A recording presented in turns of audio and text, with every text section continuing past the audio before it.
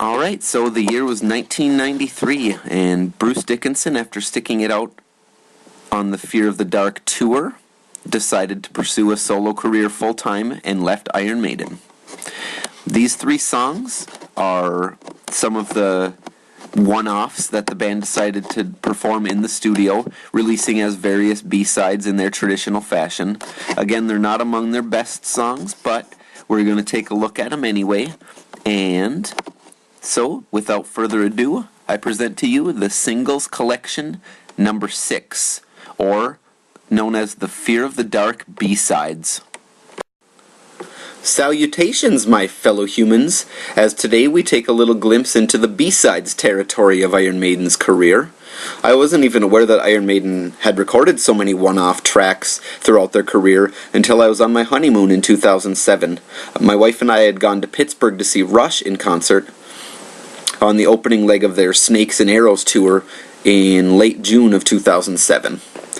I love that city, by the way. I got a really nice vibe from it when I was there, and I was there in February '03 with my brother and his girlfriend to see the 5th anniversary concert of the band Anti-Flag's independent label AF Records. So when we were tooling around there back in '03, I found a really cool used record store called Attic Records, which was in a suburb of Pittsburgh called Millvale. So when my wife and I went back to Pittsburgh in 2007, I told her I really wanted to go check this place out. If I'd had $1,000, I could have easily spent it on one trip in that store. I'd seriously recommend, if you're ever in Pittsburgh, to check this place out. They got an unbelievable collection of ancient vinyl, and I mean ancient, like the 1920s blues records and stuff like that. It's just ridiculous. Tons of imports and singles and rarities on CD, box sets, whatever. Damn near every genre you can find there. So when I was hunting back in '07, I happened upon the Iron Maiden CDs, and after sifting through them a little bit, I saw there was a whole bunch of Russian imports of all their studio albums, or at least a good chunk of their studio albums, with a few bonus tracks tacked on at the end compared to the US release. I decided upon Fear of the Dark because I had the Best of the Beast compilation, which had a live version of the title track, and I really dug that song. And I didn't have the album, so I wanted to see what the rest of the record was all about. These songs are, in my opinion, the weakest of their studio recordings that I've heard, although I've never heard anywhere close to all their other B-sides. Space Station number 5 is just shy of 12 minutes long, and it really drones on with an admittedly funny outro of Bruce Dickinson talking nonsense for about 9 minutes to just a simple acoustic guitar riff.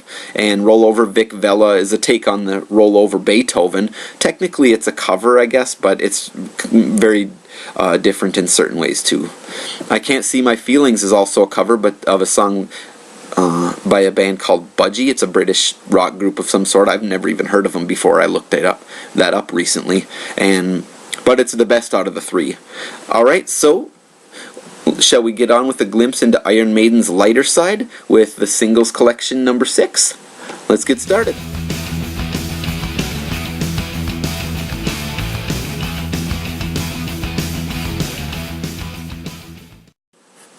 Alright, Space Station number 5. It's an instrumentally solid track, but I got the distinct impression that their hearts weren't really in it all that much, which makes sense for a B-side. You know, they're just fucking around, basically.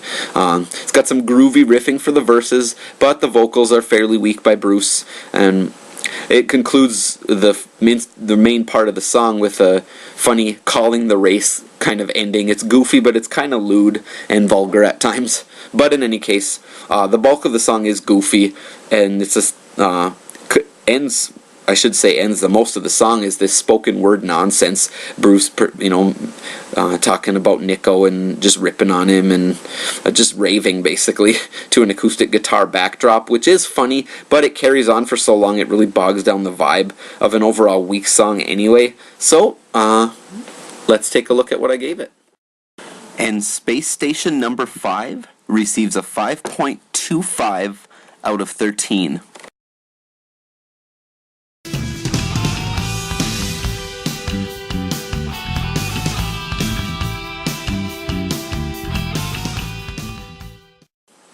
I Can't See My Feelings It's got a groovy, crunchy riff for the pre-verses, and the verses themselves are okay, but definitely a lack of projection. The bridge in the middle is cool. I got a groovy bass line that I really dig, and the riff on the guitar and the guitar harmony is cool. Solos are also nice.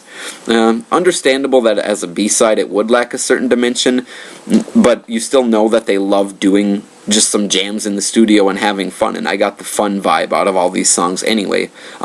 This one in particular is the best out of this particular collection of B-sides, so let's see what its rating is. I Can't See My Feelings receives a 6 out of 13.